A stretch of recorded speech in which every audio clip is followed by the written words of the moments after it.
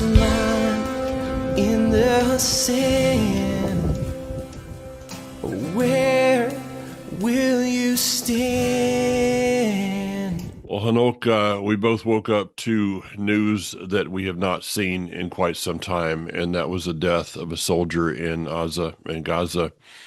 And just a reminder that though this, for in the minds of many people, this is over, it's not over. In fact, it's a long ways from being over. Yeah, very And much so. yeah, your response on you want to comment on him or Well, listen, it appears to be friendly fire, yeah, which is always a double or triple yeah, tragedy. yeah, Um, Unavoidable. Every military person I've ever met in my life, either in the United States or in Israel, speaks about that. It's everyone's deep fear and horror. Having said that, I just want to kind of illuminate elements of the news to okay, people because, on the one hand, for instance, you see Hamas is going to disarm. Then a spokesperson from Hamas says they're never going to disarm. Then it's going to be, well, they're going to disarm somewhat. That's the Americans speaking. So then, Israel comes out and says, if this isn't done within 60 days, we're going to go in and do it. There is so much hyperbole and so much playing to the press, it's almost impossible to kind of pick things and sort of what's actually happening. But a few things that we can look at and can say, okay, this is definitely what's going on. So I don't know how many people are aware because the more I travel and the more I go to different congregations, the more I find that people don't read the news from Israel on a regular basis. Generally, people are within 1 to 2 weeks of what's going on. hmm, Um, so they may be missing, for instance, that we continue to pound Hezbollah yeah, on almost a daily basis. The reason for that is not just, people say, so does that mean they're still coming close to the border? Not necessarily, but we are preparing in the likely eventuality of a war with Iran sooner than later that Hezbollah is expected to retaliate on behalf of Iran. hmm, So we're trying to erode that capacity. okay. So, that's one element that's going. Um, but honestly, I am surprised that people don't follow the news in Israel. And again, I'm going to congregations that are among the most supportive of Israel. When people say, "Well, do you expect like to be heckled or something?" Not the people that invite me. No, no. And those people in the congregation whose congregations like me, but they don't come. They boycott. So, Well, you know, this goes to something that mutual friend Barry Phillips has said many times, that the scripture says to us that Israel is the center, the pupil of his eye. And Barry said, which means that if you're anywhere else outside of Israel, you're in his peripheral vision. yeah. I guess that the message to us would be, is Israel the pupil of our eye also, or is Israel our peripheral vision? That's a great question. And it's interesting how many times people will react to an issue seemingly unrelated, but clearly they don't have Israel in their mind. I'll give you a Mhm. perfect example. The Reverend Jesse Jackson died. Okay. Yeah, So you it happened hear yesterday and I'd already forgotten it. here, civil rights leader, and someone that I know, and this person I happen to have met in Israel. Hmm. I was guiding their group. Posts something, great leader, whatever, whatever, whatever. And all I can remember is his referring to New York City as Town. Hmm. I mean, this is, you know, And again, people say, Hanoch, you're very unforgiving. I'm absolutely unforgiving. And I don't forget. Well, there's few people in this world that I would use this word about, but scumbag is one that really comes to my mind when I Mike, I'm think so of. proud of you. Yeah, it That's is. that's, It that's such a is. I great mean, I expression. have, for him and Al Sharpton and people like that, I have total disdain for because Absolutely of the agree. life that they were, they portrayed somewhere in public, and it was so easy to see that behind the scenes they were anything but that. It is. I really wish there was a song besides the Temptations' Ball of Confusion Hmm. that could help illustrate what's going on. But what I want to share with our listeners is the fact that, and I keep reiterating it, it keeps hitting me harder and harder. The single greatest thing that they can do, both for Israel, for themselves, and their families, is to get more involved in their local congregations. Hmm. It is so astounding to me. People are looking for like a complex plan. You know, take $15 a month, deposit it in a mutual fund, dollar cost average over no, it is so basic. And what's interesting is in a conversation I was just having with David Jones just minutes ago, COVID really set a bad tone for congregations that live stream Hmm. because it becomes the default right to this very day. Instead of getting up and going to the congregation, I'm going to sit at home in my jammies and I'm going to watch the praise and worship Hmm. and I'm going to listen to the main talk and the Torah portion, Hmm. whatever elements in the congregation exist. Thank God we in the Jewish community were unable to do that.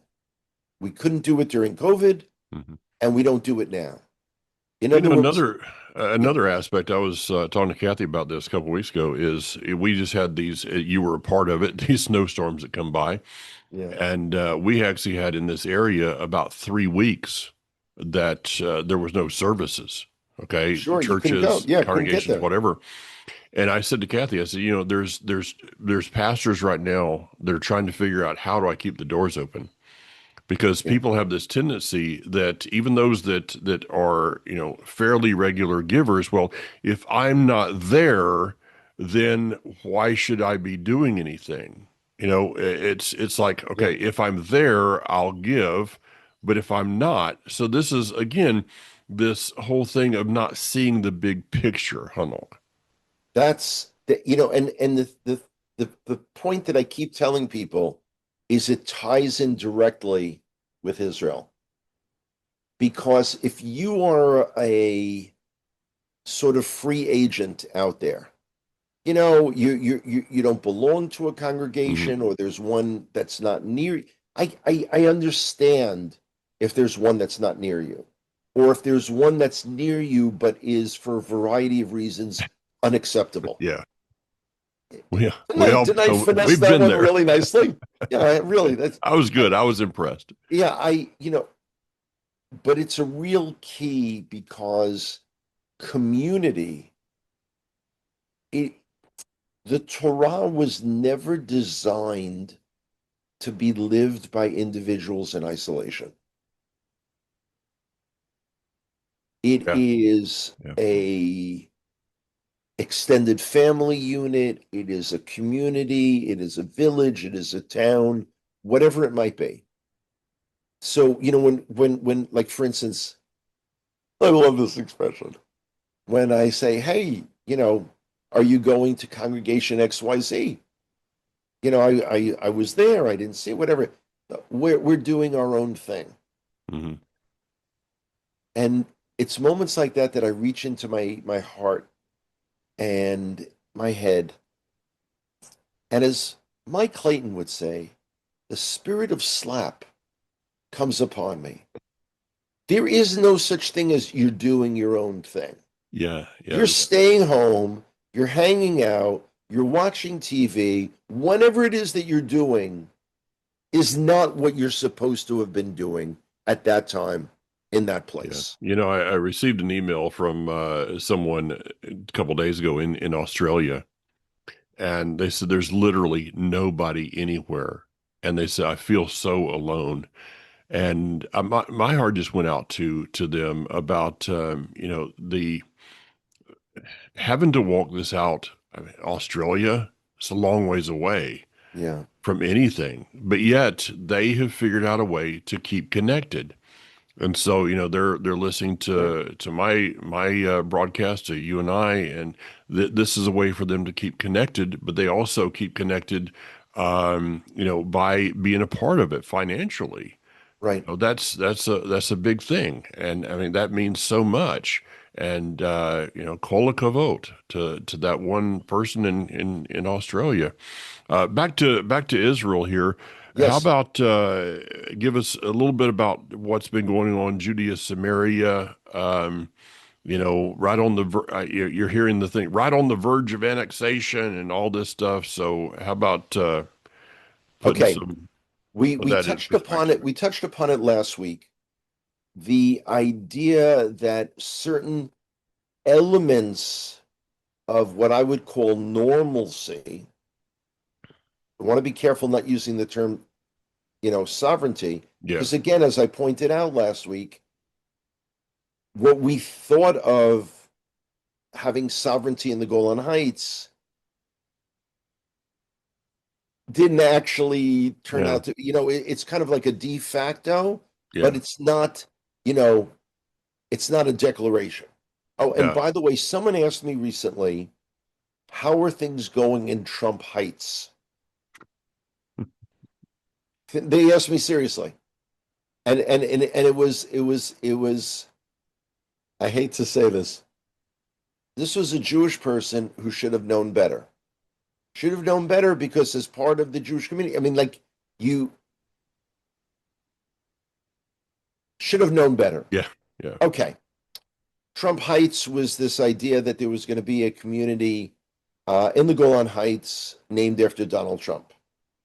Um, until this very day, there is a sign in the ground that says that there is no town, there is no village, there is no city. It hasn't happened yet. And by the way, the fact that Israel would name a town after President Trump shouldn't be that big a deal because now he's insisting that the Port Authority in New York City be renamed after him as well, including Dulles Airport in Washington. And the So Kennedy yeah, Center. So yeah, yeah. So the idea that things are going to be named after Trump should not be a big deal. Okay, so in Yosh, Yehuda v'Shamron, Judea and Samaria, elements of normalcy, of being able to buy land potentially is happening. Now, Trump has said unequivocally he is against Israeli sovereignty in Judea and Samaria. This is a long-term position. Kushner has reiterated it a number of times. So will there be sovereignty? Not anywhere in the near future. The fact that Israel is doing any building, any leasing, any yeah. selling, any involvement Hmm. is huge, It is. is huge because under the leadership of Prime Minister Benjamin Netanyahu, for many, many, many, many, many years of his premiership, which is now total of over 18 years, there has been a freeze in building in Judea and Samaria. So I mean, I love when people say to me, "Well, he's a right-wing prime minister." In what universe Yeah, can you frame that? yeah, Okay, so that's a good sign. The more that Israel actually settles parts of Yosh, Judea hmm and Samaria, the more likely it is that we will retain it forever. yeah, It is amazing that the world has a paradigm that there needs to be two states. You know, every once in a while you'll see an article, the two-state idea is dead. It's not dead. It's No. still percolating. It's still percolating. And whether it's a link with Gaza and Judea and Samaria, as the Trump plan back in 2020 called for, that's no one has ever invalidated it. I Yeah. mean, you and I have, but no one in the American government has ever said, oh, that's not our position anymore. Yeah. So we don't know. And using the old cliche of bigger fish to fry, the US being poised for a serious war against Iran is, it's kind of like something called a Palestine state. Yeah. Not today. We're not talking about that today. Yeah. Well, let's get closer to the pupil of his eye and talk about the Harabite. Yes. Something that I mean, you might have some Yeah. interest in this area as I do. And the fact that Ramadan is kind of conflicting now, and it appears Yeah. that they're going to have, instead of closing the Harabite, the Temple Mount, there will still be Jewish prayer up there. Your response to that? Okay.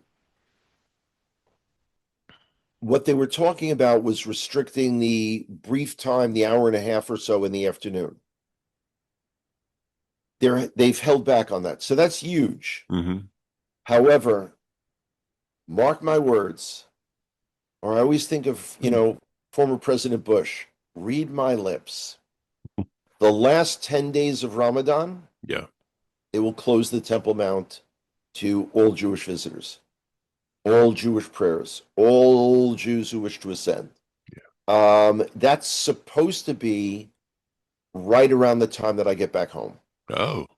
Now, supposed to be, because, and it's interesting when you look at multiple news sources, and all of a sudden, from potential breakthroughs in negotiations with Iran, once again, it appears that war is more and more imminent. And there was an interesting reminder in an opinion piece. When a superpower goes to war, it's not instantaneous. Mm-hmm. America really had to, marshal all these forces. And should negotiations break down, which any betting man or woman would put money on, Yeah. America's ready to act. This is not going to be that 12-day war. This is going to be far more extensive, with potential impact that can affect the whole Middle East. Mm-hmm. So it remains to be seen.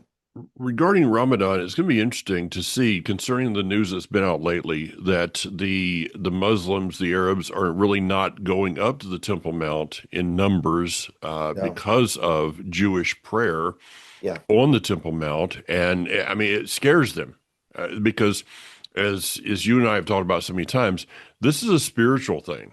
This is not just you look at people out there in the natural. This is a spiritual thing that's happening.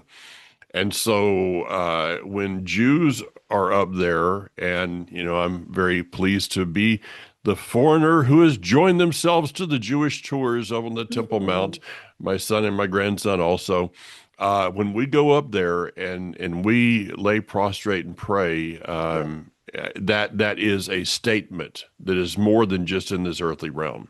It's even beyond a statement, Mike. It's a revolutionary act. Yeah. Yeah. I mean, this is like any of the riots I've ever participated in, and chaining ourselves to the gates of the UN, and spilling animal blood, and sit-in in Moscow was a crazy revolutionary event back in 1976. It was insane. Our going up consistently to the Temple Mount for prayer is beyond belief. This will have a ripple effect across the world and for generations to come. It is so when people say, like people say, so like you're in America, like you're not going to participate in any, like violence, at demonstrations. And I'm like, I got to tell you, at this stage in life, I'm not the guy you want on your right side in a riot. Really, I move too slow. But But the act of kneeling down and then prostrating on the Temple Mount, which is difficult enough for those who are orthopedically challenged, it's the getting up afterwards. that It's gravity it's thing. it's almost like the revival of the dead. Really. I mean, there's a certain element where you just say, Is he?" I'm telling you, I've looked up in the eyes of some of our young border police women, and with her hand on her rifle, and I could see there's the like, should I shoot him and we'll just drag him off, or or should I see if this guy can actually get up or not? Yeah. I mean, it's and what I'm noticing, by the way, and I'm going to switch back to what I'm seeing in America, because it all ties in with Israel, and it all ties in with the movement for Geulah, for the final redemption. I have yet to encounter a single congregation that is not struggling with people, Yeah. finances, and finding their place in the world that people have created post COVID, Hmm. with live stream, Yeah. with everything else, and the fact that it's kind of like, well, if there's a President's Day sale, then I don't, that's going to conflict with something Yeah. that we in our congregation or church or fellowship wanted to do. I still have a hard time wondering. I still wonder sometimes how you guys in Israel buy mattresses without a President's Day. It's kind of devolved to that. So, but back to the Temple Mount, because it's just Yes. really, when you put this picture in your presentation of myself and my son and Well, grandson, I took the picture, so it's I know, I mine. know sure It's it is mine. technically it is your copyright on that.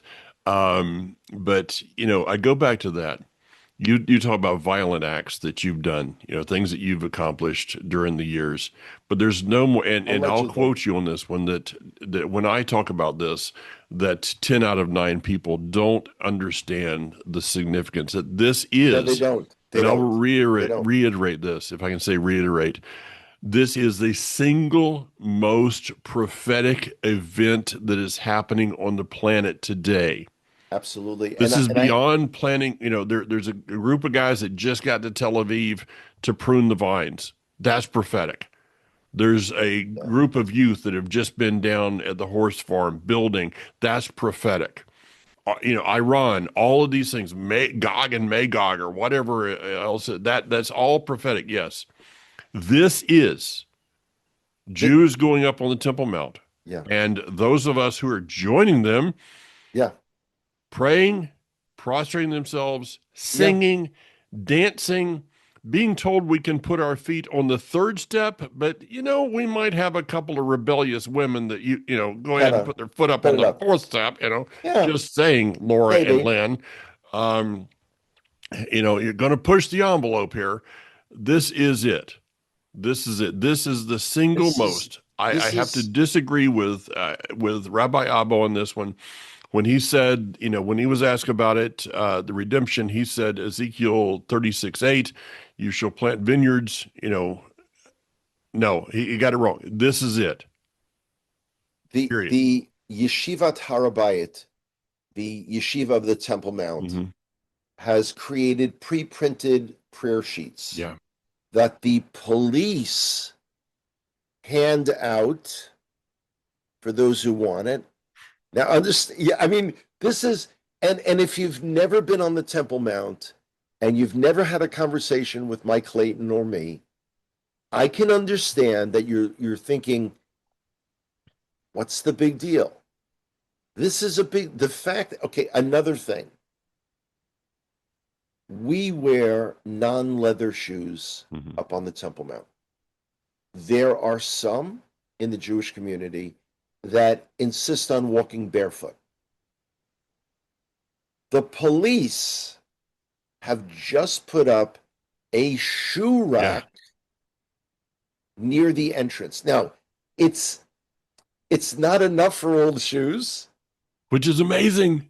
which is, and they're still all littered around, but these are major revolutionary acts. This is the frogs falling from the sky. Yeah. This is the river turning blood. This is prophecy come alive. You got it. You got And it. I, as I wrestle personally with why I should have the privilege of being able to do this Oh, when my ancestors have not been able to for 1,956 years, why me? But then, you have to spin it around and say, why not me? Or if not me, who else? You've got to go and be involved. Everyone has to be involved. I- When I go to a congregation, and I'm switching back Yeah. and forth because the tie-in between the strength of the lovers of Israel outside of Israel and us in Israel is inextricably linked. For so many years we talk about the restoration of all of Israel. This is it. Here's the chance. And when I go to a congregation and I see that it's the pastor, it's the leader, it's the congregational whomsoever that's setting up the chairs and vacuuming the rug and putting out the food for Oneg, I'm thinking something is wrong. Yeah. Because people need to be stepping up. They need to be coming to their congregational leaders and saying, what more can we do? Or why don't we do a car wash to raise money for Ruti and Chaim's horse farm? Let me add something to this. Two things. Number one, and then I have one question for you as we'll probably run out of time. First of all is you talk about your ancestors have not been able to go up there for 1900 and how many years? 56. 1956 years, and you ask You're yourself the thinking question. 2,700 plus. No, my ancestors. I'm reading your mind. In terms of if you look outside of the whole concept of Ephraim and Judah, my ancestors of my blood lineage have never been on the Temple Mount. Okay, I am the first of my lineage to ever step foot on the Temple Mount. And now 2 generations of your descendants. Yeah. Already. Yeah. And we're planning another trip for another one of the grandkids. So that's one thing. The other thing is this: you keep talking about strengthening the congregation, okay? And I'm totally agree with you here on this one, of strengthening the congregation, of finding things to do. I want to say the greatest thing we can do to strengthen the congregations is come to service with something. Boom. Okay. Yeah. If walk in the door and look at people and go, guys, hey, forget the Oneg for a minute. I've got to tell you what Hashem revealed to me. I got to tell you what I saw in Scripture. I have to tell you what happened in my life this week. I think that most congregational leaders would pass out if that happened. I'm sure they all Instead would. of like, okay, guys, it's time to get spiritual here. Oh no, we can't have fun anymore, yakking about whatever is out there. Okay, come in the door with something of what Hashem has done. We've got congregations that haven't been together for 2-3 weeks now. You should be just boiling over when you walk in. You would think. And what I love is that, and for so many years, it's been decades already, talking with people who their whole life, they will tell you, is consumed with the reunion of Judah and Ephraim. Hmm. Okay? But somehow they don't act as if they're a family interacting with each other. Yeah. Yep. Anyway, Okay, family reacting with each other. Let me give you one last, and then whatever you need to close up here. sure. Respond to this thing of the women at the wall. All right, that yesterday I guess it was that they closed all the entrance and exit to the wall, and that will be propagated in Messianic congregations wherever, as the women are forbidden. Da da da da da. Uh, you know, give us the other Okay. side of that. Remind people of the other side of that. And this is coming from someone who has a long history in political action and of doing things symbolically to get attention. Hmm. Women are not oppressed in the Jewish world. True. These demonstrations are demonstrations. It's not coming totally out of a place of I want whatever a more fulfilled spiritual religious existence. It is agitation for the sake of agitation. And we have a much larger issue to deal with, and we don't have the time today, of the Haredi population, the ultra-Orthodox population. I saw a demographic study the other day that indicated that by the year 2050, which isn't that far away, we're talking about 24 years from now. Okay, I'm not sure how often we'll be doing the Israel update 24 years from now, Mike, honestly, but in any case, that 1 out of every 4 Israelis will be Haredi, will be ultra Orthodox. Now, the question becomes not just for the IDF, but for the economy, for the paying and collection of taxes, for the level of education in society. I mean, there are many, many real issues. The idea of, there is more than enough room within halacha, within our law, for the women to fully celebrate whatever it is that they may want. This is a political statement. Hmm. This is a demonstration. This is I'm going to stick my finger up your nose kind of thing. I mean, this is, Yeah.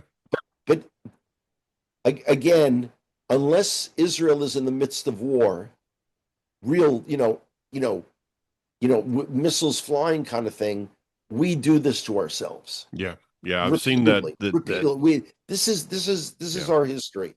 Yeah. And again, remember that everyone who considers themselves part of Israel, one way or another, we descend from the single most dysfunctional family that has ever been on the history of planet Earth. Yeah. And I Read agree. the Torah. I've seen this in previous, in the last weeks that when there is not a crisis, that We create one. this devolving into the base arguments. Yeah, I mean, you can say that the crises are good. That's what Okay. brings people together. Speaking of crisis, the bee in my bonnet, if you will. Where did I come up with that expression from? But okay. But Anyway, I know you well enough to know that if you had a bonnet, there would be bees plural. It wouldn't. I don't doubt it.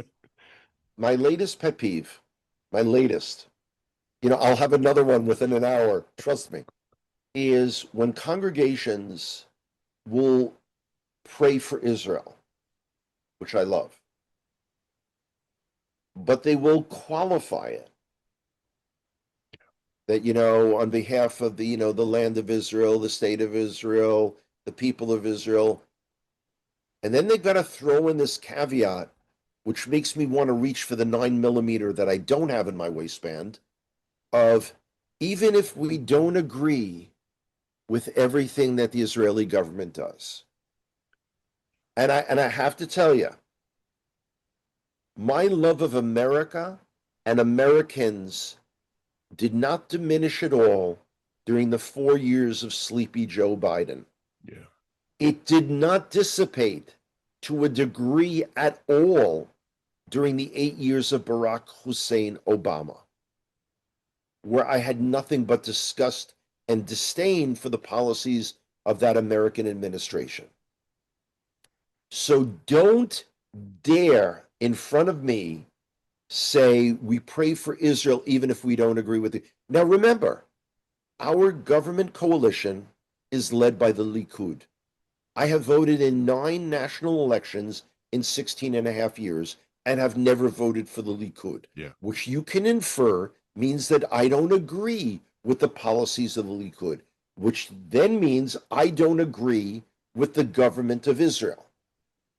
Do I ever take away from my prayers from my nation because of that?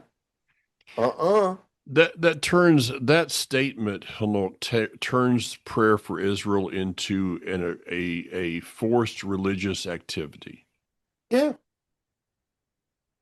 And listen, you and I know enough congregations that don't pray for Israel, would never think of praying for Israel. And if someone has the heart for Israel and says, I'd like to say a prayer, they are dragged over the coals, you know, and you know, well, you can only say it, you know, on this day, but not on that day, and you have to write a doctrinal statement of why they should be able to allowed to do that. That's craziness.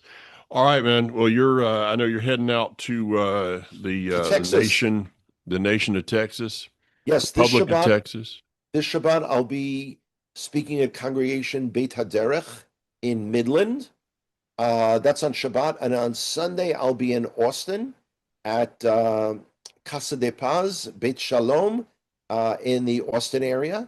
The wonderful congregation run by my dear friend Edgar Ramos. Yeah, so we have a little bit of Texas time.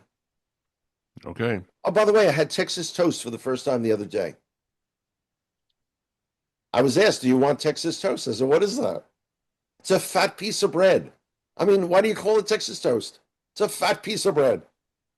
A big, fat piece of bread. I just thought, you know, I was going to throw something in. I thought, I'll just let Hanok go with that one. Oh, yeah, I'll just go with it. It's a fat piece of bread with more butter on it instead of a skinnier piece of bread with less butter. Yeah. Okay, but I'm the one who asked the waitress, can I have more butter, please? She said, what? Butter. Butter. What can I say? Have a great one. You too, out there in TV land, we'll see y'all soon.